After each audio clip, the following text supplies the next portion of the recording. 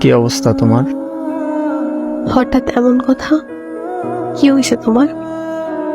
আরে তেমন কিছু না, বাসা দিয়ে নাকি ছেলে দেখছে। তো কি হয়েছে? ছেলের নাকি সরকারি চাকরি আছে। থাকতে পারে, জানি না।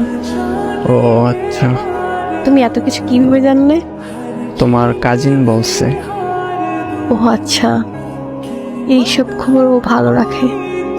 তোমার পরিবার তো মনে হয় রাজি। কি করবে এখন? আমাদের সম্পর্ক কি এখানেই সমাপ্তি?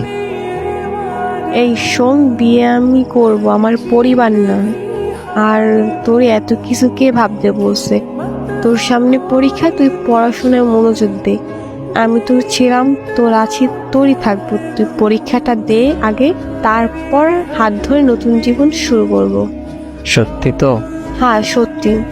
তোর হাত ধরছি কি অন্য কারো হয়ে যাবো এই জন্য নাকি? শেষ অব্দি তোর সাথে থাকবো, এটা মাথায় রাখ। পড়তে যা এখন। আচ্ছা।